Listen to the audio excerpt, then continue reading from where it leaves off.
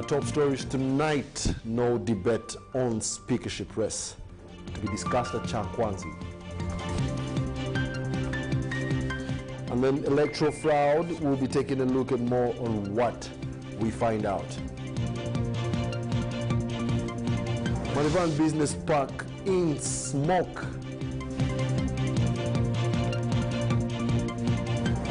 Furthermore, Uganda's para swimmer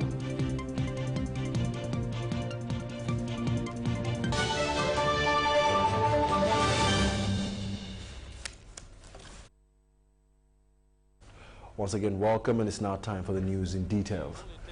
National Resistance Movement Secretariat has continued to insist that the speakership race of Parliament is not among the issues to be discussed at the National Leadership Institute in Chankwanzi. NRM Deputy Secretary General Richard Todong equates such discussion to an illegality which he says is not on the agenda at the Chankwanzi retreat. Todong says focus for the NRM party is to acquaint newly elected NRM MPs with governance, quality and national leadership skills. However, our reporter Henry Okrut spoke to the Deputy Secretary General to the NRM, Richard Todong. We're only taking those who have been found to be COVID negative. They were tested for COVID-19, and by God's grace, none of them turned out positive. With clear accreditation, recently elected NRM members of Parliament became eligible to participate in the 3 weeks retreat at National Leadership Institute Chankwanzi. Over 300 members have so far reported for the retreat, with more still expected. We have registered so far about 9 SEC members, about 4 members of East African Legislative Assembly, and about 139 male MPs, and 92 female MPs, and a few support staffs from the Secretariat. So far, at the center, we have close to 300 people. Issues on the agenda rotate around political governance, orientation in leadership for quality national service. Mainly, they're going to be taken through the etiquettes of leadership, the purpose of leadership, how leaders can cause transformation of society, how they can pick from the manifesto of the party and the ministerial policy statements and all that document that government and the policies of government, how they can use those policies to advance social changes in their areas of representation. As to whether there will be a possibility of discussing the parliamentary speakership race, NRM's Deputy Secretary General Richard Todong has this to say. No, it's not anything on our agenda. We don't even expect that it will be discussed because this is not at the moment the right forum. One, that issue has to be discussed when they are already sworn in. These are not yet sworn in, so they are not the members of Parliament.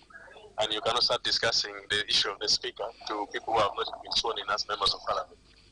That would be an illegality. As earlier communicated at Kololo Airstrip on Wednesday, Todong emphasizes safety as the main reason for denying breastfeeding mothers access. So we thought it wise that we should maintain and restrict ourselves to those who do not have babies or breastfeeding. The retreat for newly elected MPs of the NRM is meant to last 3 weeks. Party chairman, also Uganda's president, Yoweri Museveni, is expected to officiate at the opening on Thursday, 15th April 2021. Henry Okrut, UBC. Furthermore, Electoral Commission has vowed to take action against its officers found guilty of altering results during the 2021 general elections. Electoral Commission Chairperson Justice Simon Biabakama said this while appearing before the Human Rights Committee of Parliament. Now, our reporter Banajiga filed this report. Parliament has since last month been engaging political actors, including presidential candidates, trying to probe the acts of violence in the just concluded 2021 general elections. This Friday, The committee interfaced with the election organizing body, the Electoral Commission, as one of the key actors in the 2021 election hearing process. The committee, led by its Vice Chair and Bugiri Woman Member of Parliament, Agnes Takawe-Julie, informed the Electoral Commission team, led by Justice Simon Byabakama, that it has received several reports implicating the Commission of altering election results at different polling stations. Waiswa Masudi, an election officer who was transferred to Malongo sub-county and was pointed out as one who was influencing the presiding officers. And there were reports of ballot stuffing in Namodi and Namon parishes. Byabakama said this is a serious offense that will be dealt with. Might have altered results. Now that is a very serious matter. And I can assure you, the Commission is going to look into those claims. Any presiding officer who is found to have altered the results is going to be dealt with decisively in accordance with the law. And I've promised Parliament we shall tell them the action we have taken against such people. The Electoral Commission chairman admitted that missing names on the register was among their challenges, blaming it on the public for not adhering to the guidelines. But in 2021, you are not on the register. You raise a complaint and the Commission would attend to that provided you got registered as a voter. But what would happen, many people don't do this. And when it comes to polling day, that's when they go and discover their names are not on the register. And they start raising complaints. And yet, sufficient time was put in place to allow every citizen who is a registered voter to go and establish whether he or she is on a register and at which polling station. Despite the challenges, Byabakama told the committee that elections at all levels were free and fair, despite the petitions in courts of law. I dare say that we were able to do a credible exercise, albeit that there are 94 petitions, but those ones have to be there. For instance, if someone is challenging the victory of X on account of lack of academic qualifications, does it mean the Commission did not act within the law? It is because the other person chose to come without adequate academic qualifications. The Human Rights Committee of Parliament continues to engage other stakeholders on acts of human rights violations during the 2021 elections. Bernard Higa, UBC News, Parliament. Now, earlier today, fire gutted Madani Business Park, where property worth millions was destroyed. Employees, with the help of locals, however, managed to save some items from the burning structure. Now, as Ivan Carr reports, eyewitnesses allege that electricity short circuits were the cause of the fire. The skies in Bugolobi are dark, with smoke rising from a yet-to-be-identified structure. On reaching the scene, police officers are up and about, responding to a flame that has gutted Madani Business Park. There are about 4, but the fire is too much and the other places are closed that the big trucks cannot cross, confirmed. The fire is believed to have started at around 11 a.m. Eyewitnesses allege that the cause of the fire might be electricity. The nearby water hydrant within the premises is helpful to consistently help firefighters to put out the fire.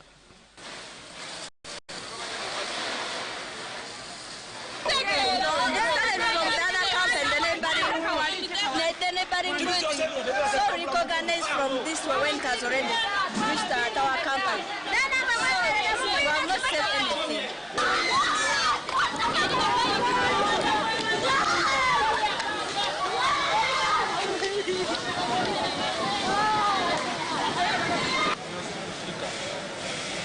The document all have moved them from the office? Not all.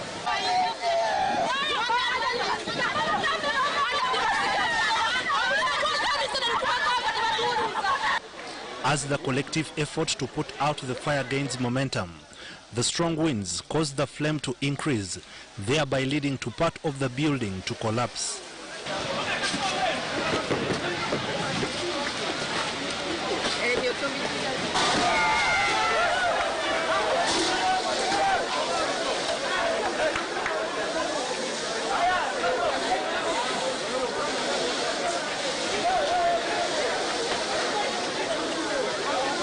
Attempts to open and save some properties are useless, as some doors are locked from inside, where fire has already spread. No minute, no hour, no second. So you try to help us, we are suffering now. Even if you can employ one to come and help us, because our property is dying out. To the courageous, nothing can stop them from saving some property.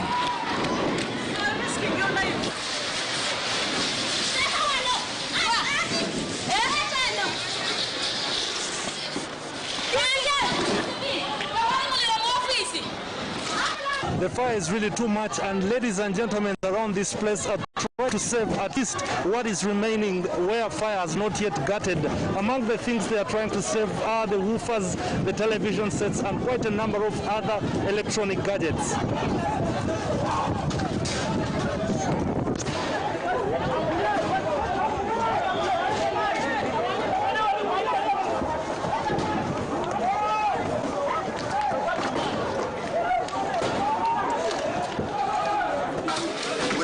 I requested that let these people come in and begin removing the flammable materials from the stores so that we can reduce on the fire. Unfortunately, they had refused, not until I used the force to request the people to begin removing the items. Those not affected by the fire, but on the same building, managed to retrieve their property to safe places, while a company dealing in Vaseline is a lucky one, since most of its items are retrieved by locals. The affected companies include Mytech, Growell Uganda Limited, and Crop Care. Goods worth millions have been destroyed. Ivan Kahwa, UBC News in Ibugolobi. Quite unfortunate. Now, government of Uganda has reaffirmed its commitment to increase its financial funding to the national broadcaster, Uganda Broadcasting Corporation. This reaffirmation was made by the State Minister for ICT, Peter Ogwang, who was on a site visit tour for the UBC transmission centers in Kampala.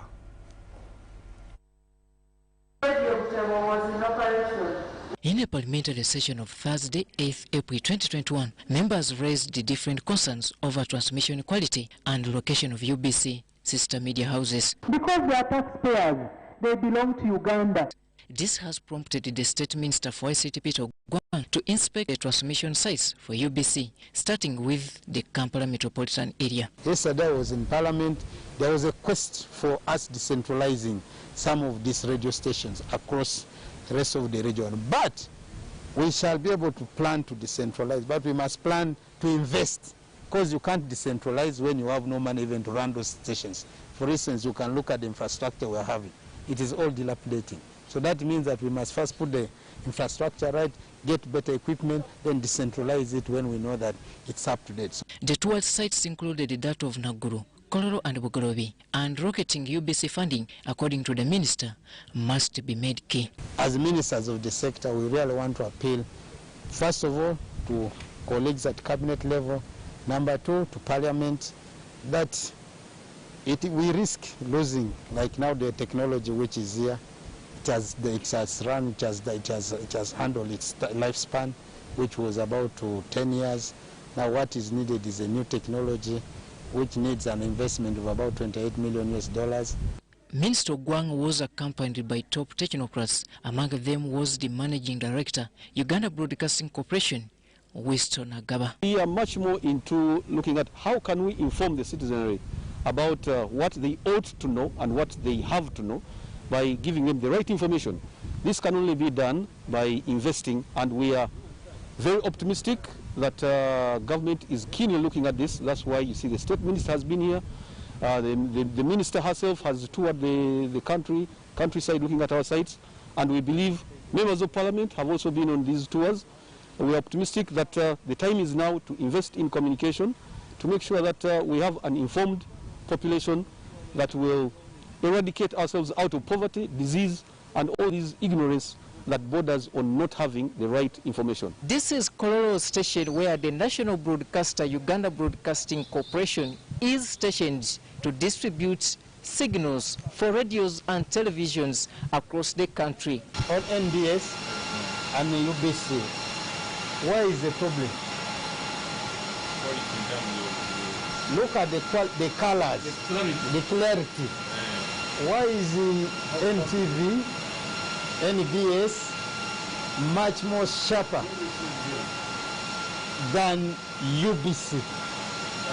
The continued encroachment and trespass on UBC land remains a major threat to the institution's assets. The visiting team took note of it. But I want to sound a strong warning to the people who want to attempt to grab part of property, part of land of Uganda Broadcasting Corporation, this from here and the rest of the country, that finally, if you've been doing that, we are coming in full force and we shall have to get you out. In the interest of all Ugandans, as UBC, we hold the land that has been vested to UBC in the interest of all of us as Ugandans, and we shall make sure that the right ownership is ascertained not only just by court, but by the prevailing circumstances on the ground. With many outdated equipment which needs reinstallation and servicing, a quick intervention is needed if the transmission centers are to continue running uninterrupted. Robert Onyango, UBC News, Kampala. In other news, Uganda Law Society has threatened to support voices of those vowing to challenge the recently proposed taxes in the ongoing budgeting process. The president of the Uganda Law Society, Fiona Nabasa, says that this will worsen the already fragile economic conditions Ugandans are going through if the movers and initiators of the proposed tax reforms do not think otherwise. Details in this report. Law report for 2020.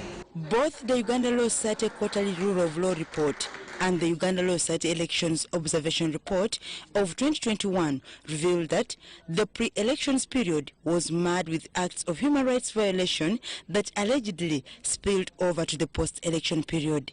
Some of the highlights supporting these findings include the cases of brutality meted at media professionals, internet shutdown, and the infamous unlawful arrests, illegal detentions and disappearances during and after elections. The election day itself, according to our observers, did not have too much drama, but we saw things, especially after when we were able to get information with the internet coming back and people having access.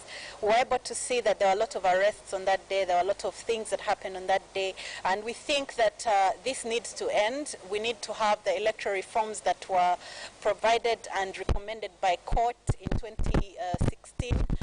To this, some of the legal minds that witnessed the launch of the report condemned cases of human rights violation before suggesting a couple of recommendations. The torture law also puts this issue that whoever tortures can be held personally liable.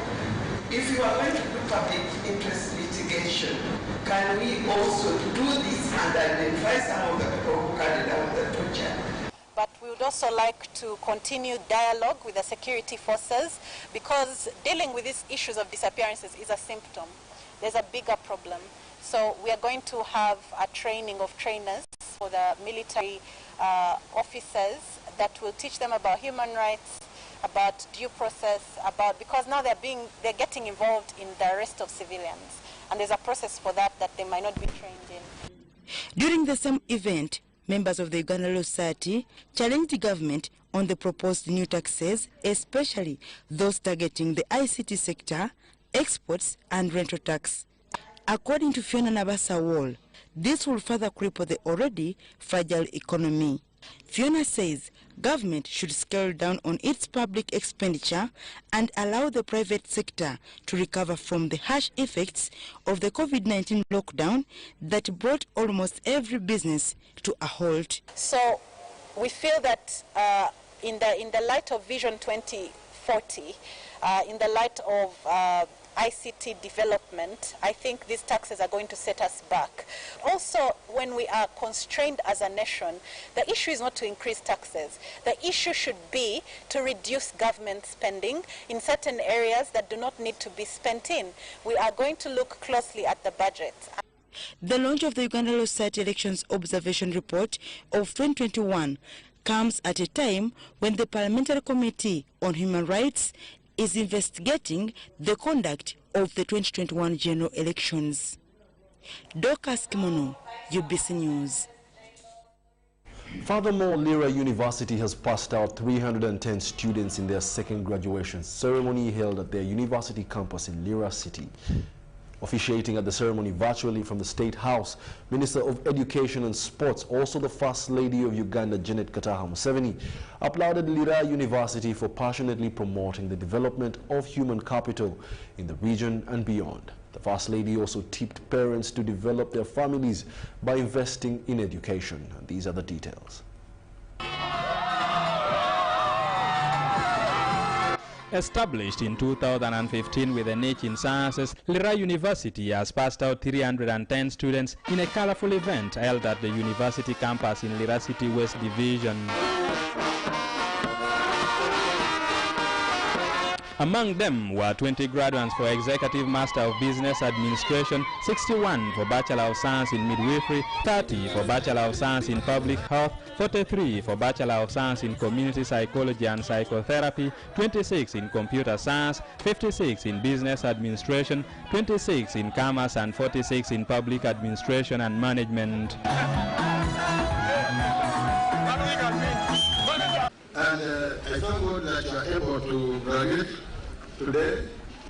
Honorable Minister, there is urgent need to establish the Faculty of Agriculture in the university, at the university, to champion research and training for smart farming. So we urge you people who have graduated today to make sure you help the community where you live. While officiating Lira University's second graduation ceremony virtually, Minister of Education and Sports, also First Lady of Uganda, Janet Kataha Museveni, applauded Lira University for passionately promoting the development of human capital and tipped parents to invest in education. Mrs. Museveni said government has invested heavily in ICT and asked Ugandans to utilize this opportunity to embrace the available technologies to spur development in the country. Virtually flanked by the Minister of State for Sports, Dennis Samson Obua, the First Lady at universities to train students on business-oriented programs in order to address the job scarcity challenges in the country. I wish to reiterate the government that the government is committed to enhancing the salaries of university staff as pledged by the President. The government has invested heavily in ICT, and today in Uganda, you can access internet from almost every corner of our country. Let us use it for development and not destruction of our social fabric.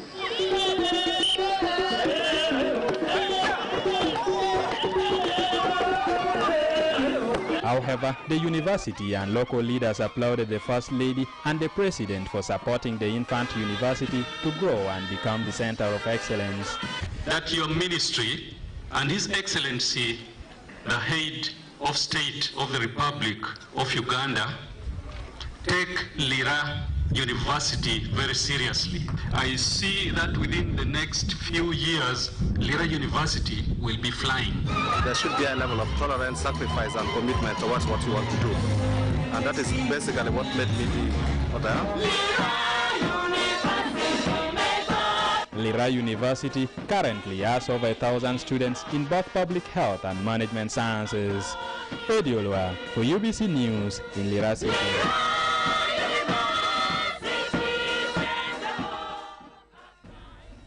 A very jovial mood right there at Lira University. In our extensive broadcast on what next for the vacant seat for the province of the Roman Catholic Church in Uganda. More after Pope Francis appointed Bishop Samuel Magoura as the interim apostolic administrator of the Catholic province in Uganda. Here at UBC, we'll look at the profile of Bishop Samuel Magoura despite his appointment as apostolic administrator to the province. But to many in the corridors, his name remains among the top-notch personalities befitting the seat of the Archbishop. Now the details on this report. The Bishop of Kasana Paul Samuel Magoura has been assigned the apostolic administrator role of Kampala Archdiocese after the demise of Dr. Spiranchisto Ranga. This was confirmed by the representative of Pope Francis to Uganda, Monsignor Bianco, in a condolence message read to the Roman Catholic Church on Thursday this week. Bishop Paul Samuel Magoura is to work hand in hand with Monsignor Charles Kasvante. The congregation for the evangelizations of peoples. In the name of His Holiness, Pope Francis, as appointed His Lordship Paul Semogerere, Bishop of the Diocese of Cassana-Luero, as Apostolic Administrator of the Archdiocese of Kampala. Paul Semogerere was born on 30th June 1956 to the late Alipio Luvule and Angelina Luvule of Kisubi village in present-day Wakiso district. Paul Semogerere started his early education at Chigaro Primary School, later joined Kisubi Boys Primary School, from where he went to St. Maria Gority Senior Secondary School in PG District, where he completed his ordinary level. He never attended a minor seminary, and his priesthood vocation developed after completing ordinary level. Semogerere was amongst the 5'8" young men who joined St. Mbaga's Seminary Gab in 1976, formed by the late Emmanuel Cardinal Nsubuga, after a vision of starting a major seminary during Idi Amin's regime. After a period of only 2 years, while at St. Mbaga's Seminary Gaba, the late Emmanuel Cardinal Wamala sent him abroad for further studies at St. Francis Seminary, Milwaukee, USA, where he graduated with a master's degree in Divine. However, earlier on November 21st, 1981, he was ordained a deacon by the Archbishop of Milwaukee, R.G. Wickland. Having fully got the basics of the Roman Catholic Church, he returned to Uganda to delegate himself to church service. At only 26 years old, his lifelong dream of becoming a man of God came true as he was ordained a Catholic priest on 3rd June 1983.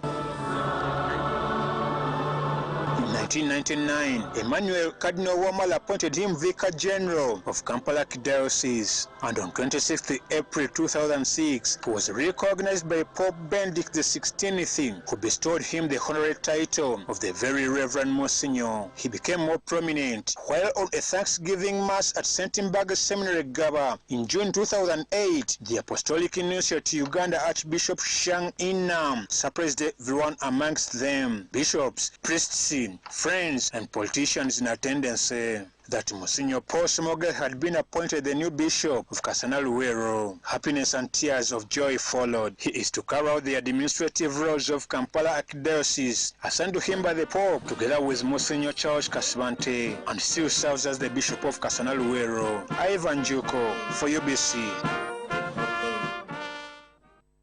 Furthermore, the Katikiro of Buganda, Charles Peter Maiga, urges farmers to always seek advice from extension workers to benefit from the harvest.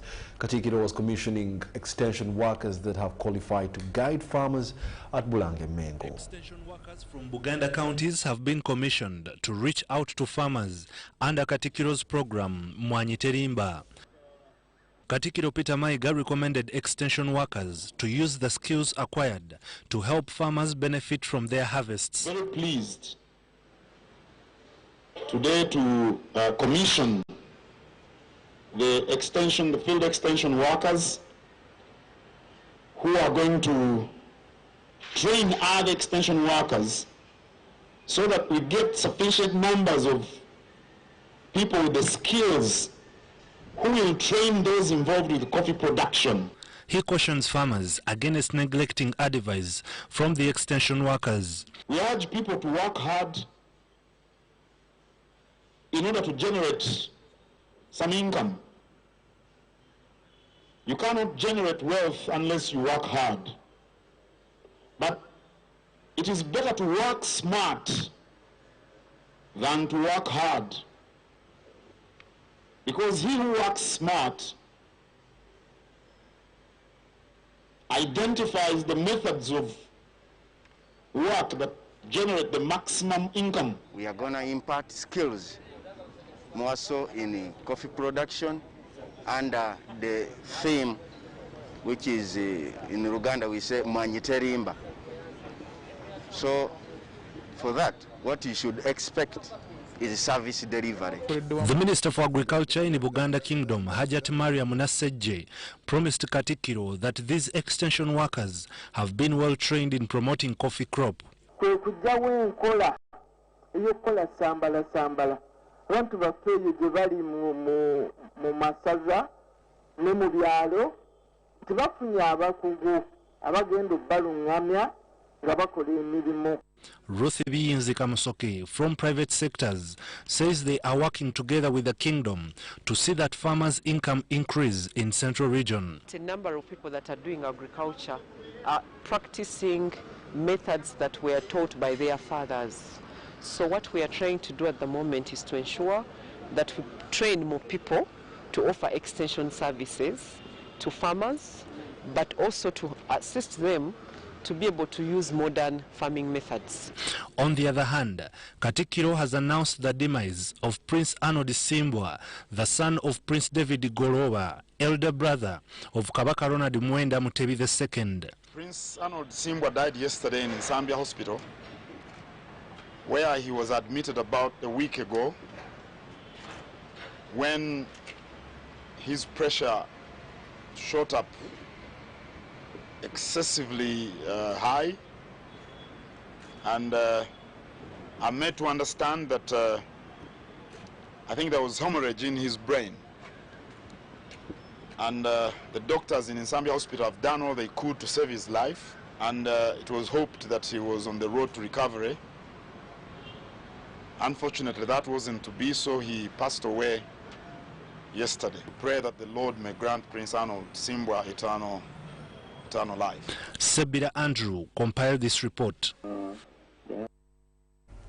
The Uganda Muslim Supreme Council has called on the Muslim community to be keen on the evening of the 11th of Sunday to watch out for the sight of the moon in preparation for the fasting of the holy month of Ramadan. The second Deputy Mufti of Uganda, Sheikh Ali Mohammed Waiswa, while addressing the media, urged the relevant authorities to expedite the process of revising curfew hours to avoid inconveniences in performing Salat Tarawih. I would like to advise the entire Muslim community in Uganda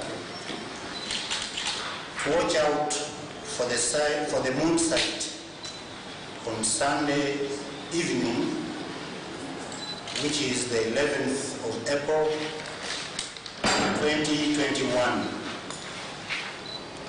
because this will be the 29th evening for the month of Shaban, the year 1442 Al-Hijri. Should the moon be sighted in that evening of 11th April 2021, Ramadan will commence on Monday, the 12th of April 2021. Failure to sight the moon on the evening of the 11th April 2021 will automatically mean that Ramadan will begin on Tuesday, 13th April 2021. Whoever will sight the moon or be in possession of information, reliable information on the above issue is hereby requested to pass over the information to the officials of Uganda Muslim Supreme Council, and I appeal to you to first strictly abiding by the teachings of Islam and the Islamic Sharia. Now, government has urged teachers for the lower secondary to stick to the new curriculum for the school term starting 12th of April 2021, despite the long relaxation due to the COVID-19 lockdown. Speaking to the press at the Media Center on the preparations for the start of school by Senior One's National Curriculum Development Center says that unless there is change of plan, teachers in lower secondary have to comply with the guidance already in place. Details in this report. After teachers spending a year at home due to the outbreak of COVID-19, it's assumed that continuing with the new curriculum will be challenging since they had just started on it. Now the National Curriculum Development Center has asked them to find ways of recovering and start from where they ended and stick to the new curriculum, as expected with the commencement of Go Back to School for Senior 1 students on 12th April 2021. 4 types of assessment have been recommended in the new lower secondary curriculum. The formative assessment, and this is the integral part and parts of teaching, where the teacher knows what the child is achieving in each lesson. For example, if a lesson is going on and you see a child how many children are putting up their hand to show that they understood a particular concept that you've explained, or what has happened with a particular stage where children are doing a practical or a project, how are they achieving the learning. Also, district chief executive officers and other stakeholders have been urged to inspect and monitor schools to ensure that all schools teach Senior 1 learner following the revised lower secondary curriculum. All district administrators are hereby urged to conduct regular school inspection to ensure that all schools teach Senior 1 curricula learners following the revised lower secondary curriculum. All teachers who have been oriented to the revised lower secondary curriculum are asked to help their colleagues at school to understand the expectations of the new curriculum. By end of July, lower secondary teachers are expected to have completed the Senior 1 syllabus to give room to students prepare for their exams. Starting with Senior 1 in 2020, which we started, but now we are in 2021. The Senior 1 are completing their 3rd term in August. But due to the COVID-19 pandemic, Senior 1 will end the academic year in July 2021. And in August 2021, they will join Senior 2. And that is the kind of guidance that we want to give here, that we are continuing with where we stopped, and it's expected that the Senior 1 content will be completed by July, and the children will be expected to join Senior 2. The National Curriculum Development Center has appealed to students to focus on positive implications the COVID-19 has come with and embrace the changes that have come along for the betterment of their education. Shaidat Nasaku, UBC News.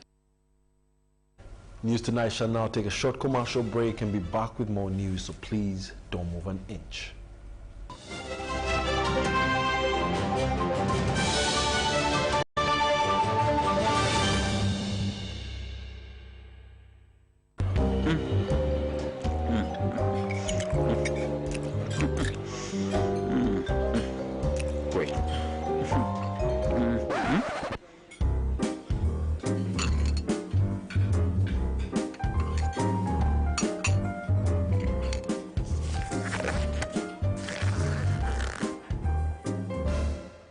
No one should stop you from finishing what's yours. That's why MTN gives you data bundles that don't expire.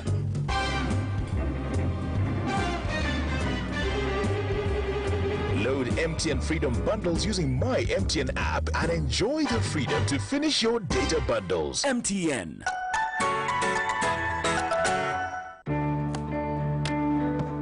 Today tastes like a new tradition, like an old favorite.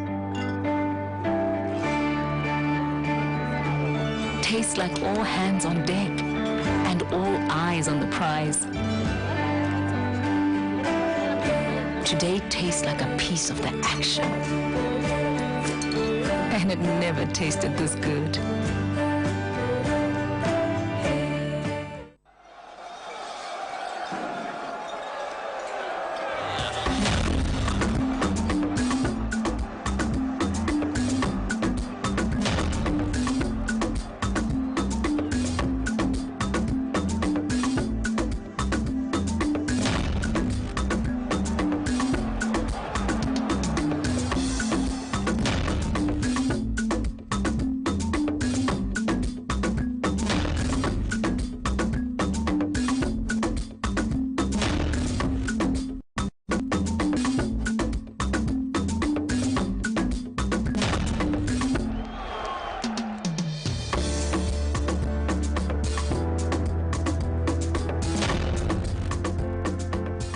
That's their way of stopping HIV. What about you?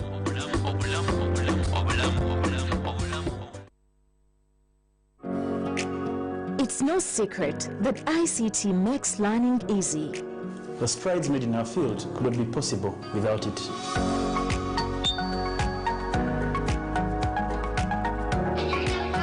And now we can watch our favorite show.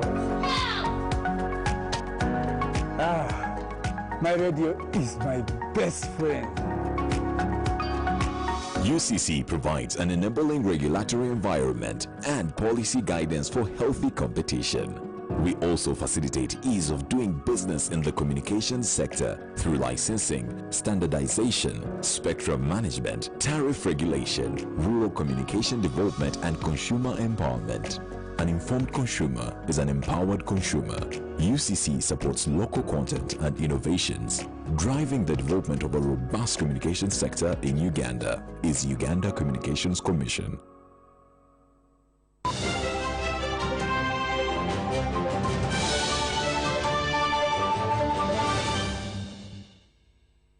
Welcome back. You're still watching the UBC News Tonight. We're also streaming on YouTube and Facebook under the name tags UBC TV Uganda. Now we proceed.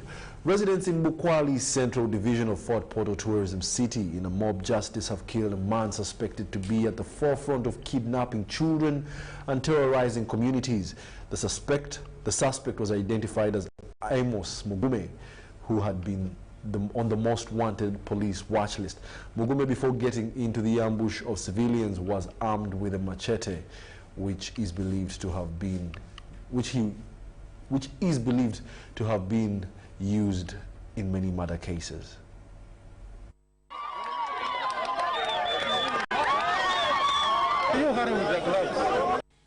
According to residents, the suspect entered the nearby swamp to seek refuge, but was caught and killed. This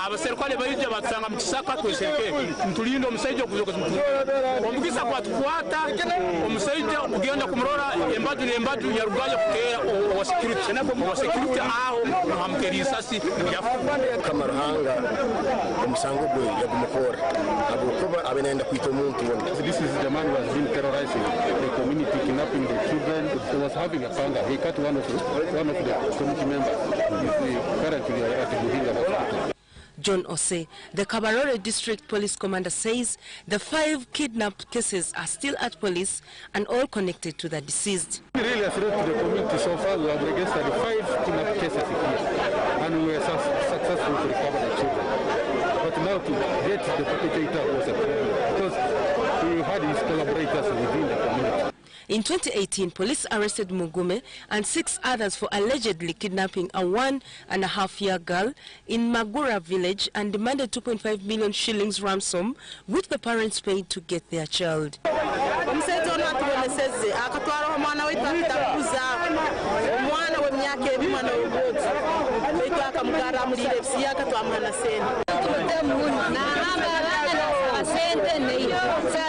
In February this year, the same Mugume was arrested of kidnap and theft-related cases and remanded to Katojo government prison in Fort Portal, where he escaped.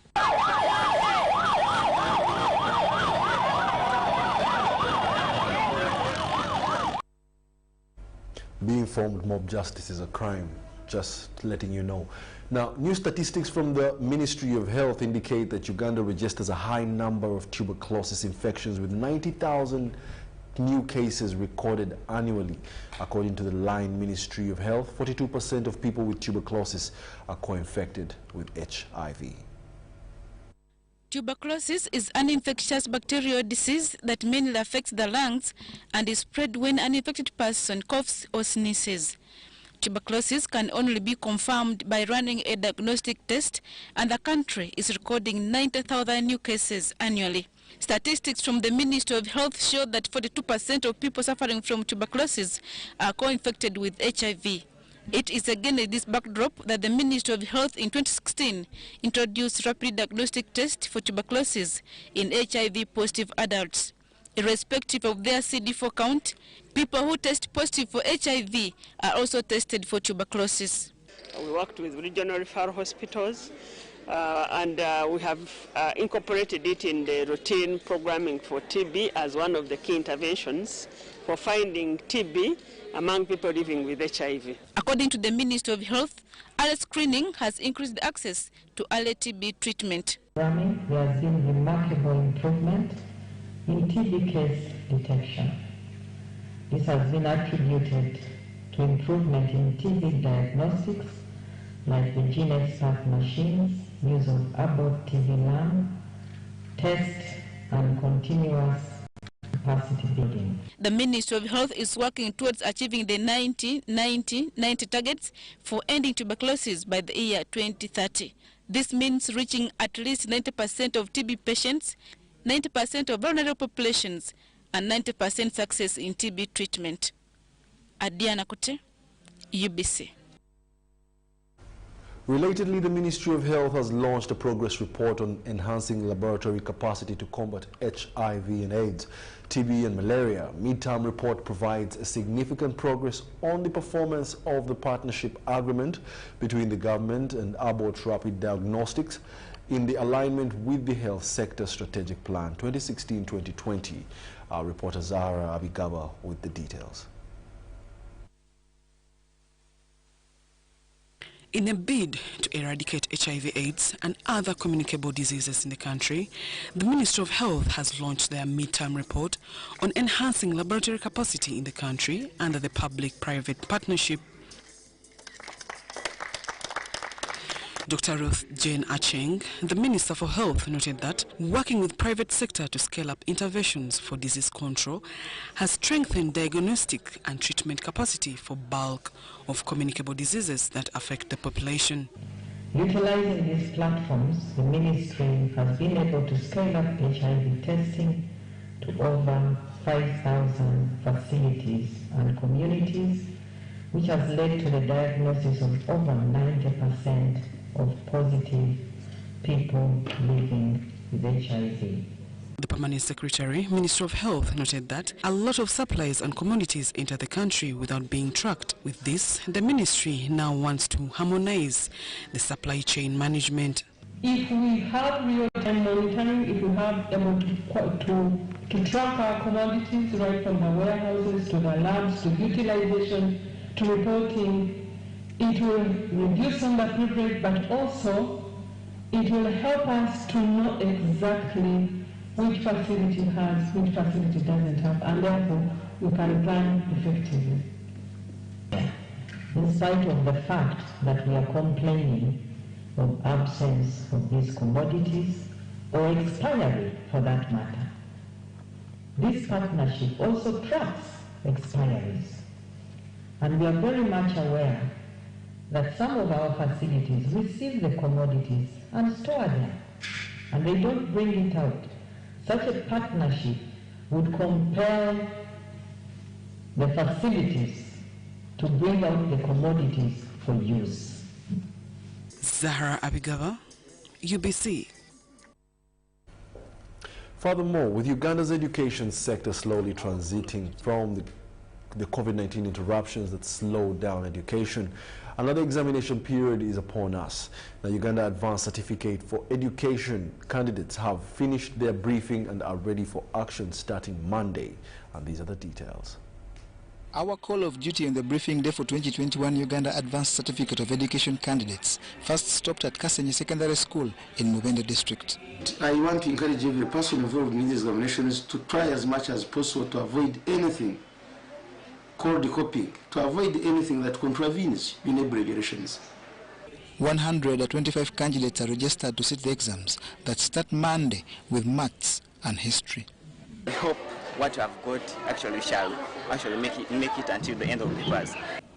At Light Secondary School, the mood is impressive as the candidates and administration laud government for all interventions that have enabled them arrive on this day despite the COVID-19 pandemic. I want to thank God because all the learners that we prepared were able to turn up for the briefing. Despite the COVID-19 pandemic, we have tried to prepare our learners. We covered the syllabus, we brought the modulators to help our learners in preparing them for exams. In Luwero, the diocese bishop, Right Reverend Eldad Kironde Nsubuga, advised candidates of Luwero Senior Secondary School to avoid distractions. They should imitate the authorities or the runners. They focus their attention on the finishing line. They refrain from being distracted. There is a great deal of distraction that is going on. Distraction can be caused by even a mobile phone. This was during dedication prayers at St. Mark's Cathedral in Kasana, Luwero. We also instill it in our students that they must be creative, they must be innovative, and by being so, eventually become successful. 256 students have been adequately prepared to sit for this year's Senior 6 exams at Luwero SS, with 143 in science-based subjects. The Vice-Chancellor Ndeje University, Professor Eriabu Lugujo, has called upon institutions of higher learning in Uganda to take their respective services to the people at the grassroots to enable the country to transit from a least developed country to a middle-level income country. Ndeje University has started a community outreach center in Nakawungu village, Semuto sub-county in Nakaseke district. The center members have been trained in briquettes making for the use in cooking as a means of reducing the use of firewood and fuel and charcoal to prevent rapid deforestation, which is negatively impacting the environment. Ndeje University Vice-Chancellor Professor Eria Bulugujo has advised the institutions of higher learning to start outreaches that will not only attract students but also benefit the areas. I know most of the universities from history in the 50s and the 60s, universities did not go down. But now it is our prime duty to go down with the communities. This was during Ndeje University's launch of a community outreach project of briquette making for residents of Nakawungu village in Nakaseke district. The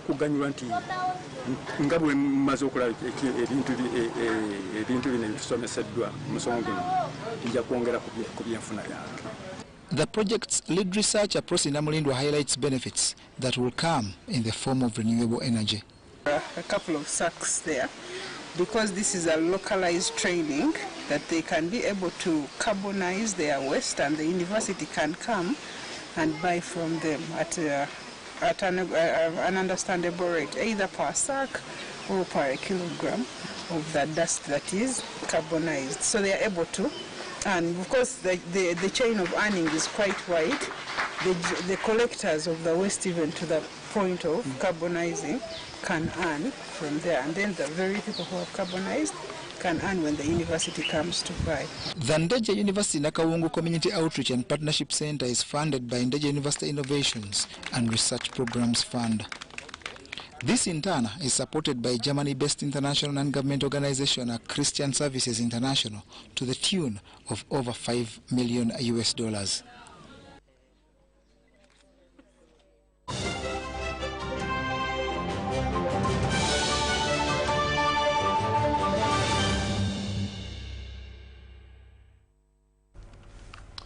Now, government is to consider ensuring all its property and also embrace other innovative policies available in the market, responding to the call for government to lead in promoting insurance. Matia Kasaija, the finance minister, concurred that the status quo has to change for the good of the government, the economy, and the society at large. The insurance sector players in Uganda are not relenting in their effort to pressurize government to take the lead by insuring its workers and assets. Some of the obligations by law, like the Workers' Compensation Act, mandate every employer, including government, to insure its employees when they are on duty. We are telling the honest citizens to insure their own properties and their own lives, but the government is not ensuring our properties and the lives of the people who work in those places or who travel in those vehicles. Don't you see there is a contradiction?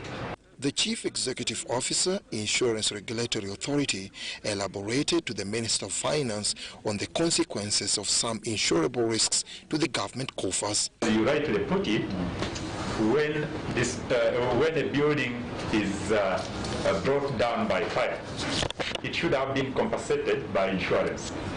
Now, government goes back, picks money from the consolidated fund to put this facility back. And you realize that the money which would have been used for insurance would have been far less. This was at the inauguration ceremony of the inaugural board of the Insurance Training College. The 7-member board, whose mandate is to enhance sector professionalism and penetration, is chaired by Ronald Zake, the director, A+ Insurance. But you as a board, first of all, I want you to sell the institution itself. Yes, you really must sell it, both locally here and outside Uganda. We are looking at making our college a premier college in the region, not just in Uganda. And that is what we are pursuing currently. And when you hear the minister's words, they re-echo what we are actually pursuing in our strategic plan. The diverse board representing different sectors of the economy comes at a time of improved awareness and uptake of insurance, increased innovations and job opportunities in the entire value chain. Dennis Igora for UBC Business. Furthermore, in business, members of the E-Trade Association of Uganda have met with the Security Minister, General Eli Tumwine, at the Office of the President in a bid to voice their concerns about how the COVID-19 curfews are affecting their businesses. And I was honored to be a witness to this meeting. Despite lifting most of the lockdown measures to revitalize economic activity, the e-commerce sector of Uganda is failing to realize the needed customer base to help them recover from the adverse effects of COVID-19. This is greatly attributed to the 6 o'clock and 9 o'clock curfew standard operating procedure that both border and cars have to abide with. What happens to those who insist on staying on the road? We as a company, we don't allow our drivers to break the law. So our drivers are required to be off the road. But others, the independent ones, stay on the road. If they get fined 50,000 on the spot, that's more than they earn per day. Many of the airlines either depart or arrive late. It's slightly easier for the tour guide to negotiate with the police when he has foreigners in the car as tourists. But when he drops the tourists at Serena at midnight and wants to go home as a driver, it becomes a problem. Most e-commerce businesses in towns and cities of Uganda have grown to highly depend on the border sector to extend services to their customers, but the curfews instated by government are negatively impacting on their profit margins. This has affected us, and we work with financiers like Tugende, like Watu, like Asak, and all these guys, they help, and it's been very difficult for them to recover their investment. Also, it's been difficult for these drivers to take care of their simple responsibilities like paying rent and providing meal on the table, because the income has literally dropped by close to 50%. If you think about it, it has an economic impact on the restaurant or the vendor, as we call it, if we are doing online deliveries, because it has, obviously there's no revenue, there's no dinner revenue. However, the security minister asserts that the decision to hold the curfews was a well-established decision to curb the spread of COVID-19 in the nights where surveillance was hard. When you come as an association, what I suggest you do, summarize your issues into in a document and send it to me, which I take to the National Task Force and to Cabinet, and then we see how we can adjust.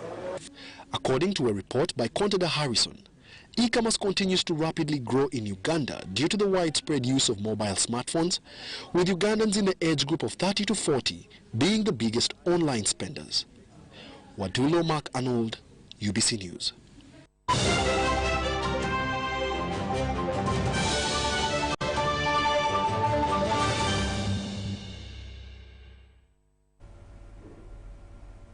And now in the world of sports, Uganda's para swimmer Husna Kukundakwe has posted an impressive time that nears her qualification to the Paralympics to be hosted by Japan later this year.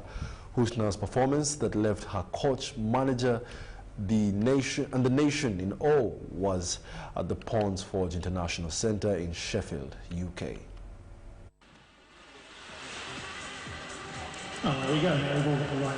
At arguably the biggest stage of her life during the 2021 World Paraswimming Series, Husna Kukundakwe has proved she has a bright future.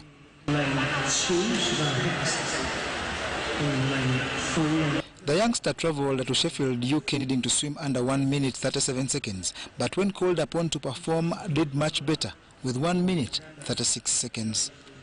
I feel really proud that I didn't disappoint my mom, who suffered, who struggled to get money for me to be at this event. I also not disappoint my coach because he trained me.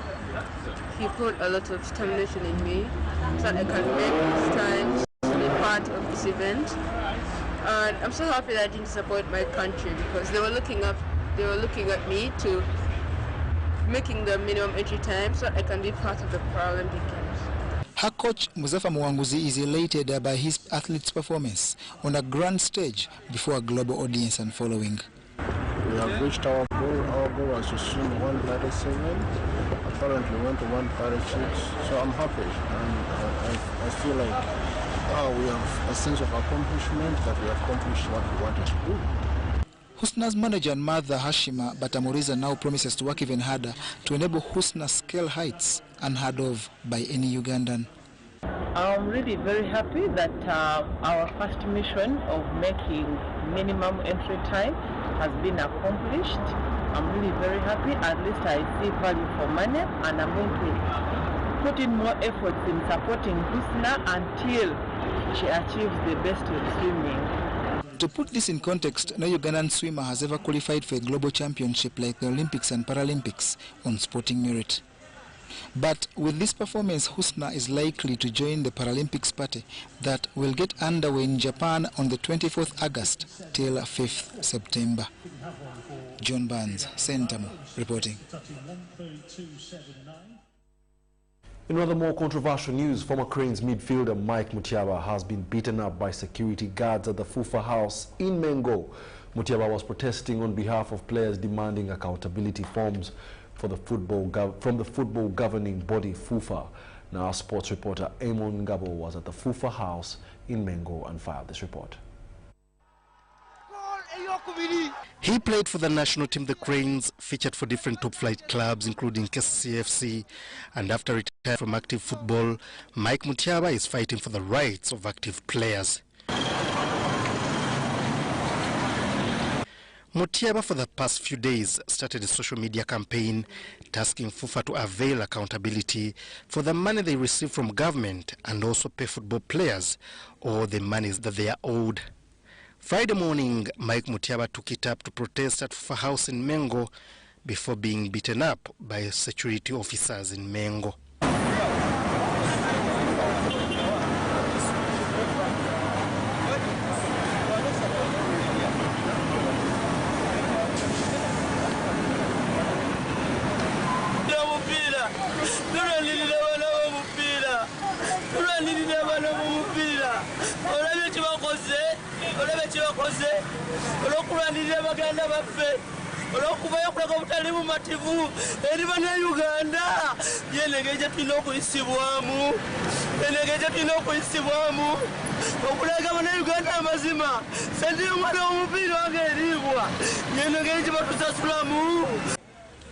Mutiaba had come good in his promise of camping at the FUFA headquarters until national team players are paid their arrears on top of their association, providing payment for their monthly salaries that reportedly come from the government.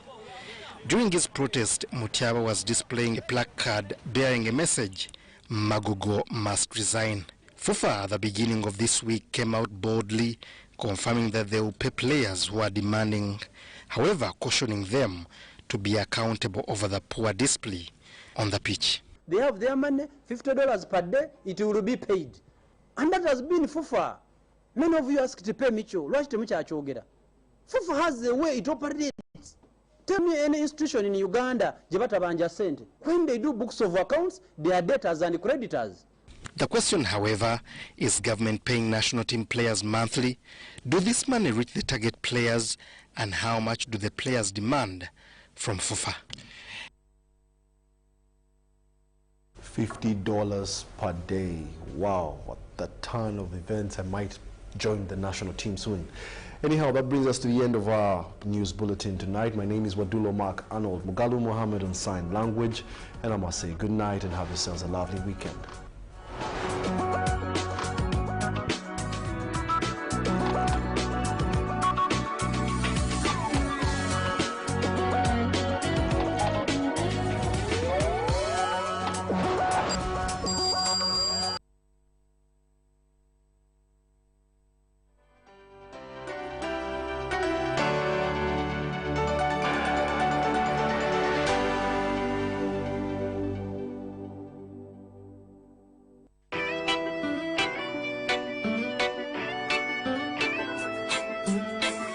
Sweet, sweet, sweet reggae music. Hey, turn on the radio the other day. Then Star Boy start to play. So we don't care what them sound say. And when all of my skies are gray, then Star Boy make me sway. Everything's gonna be okay.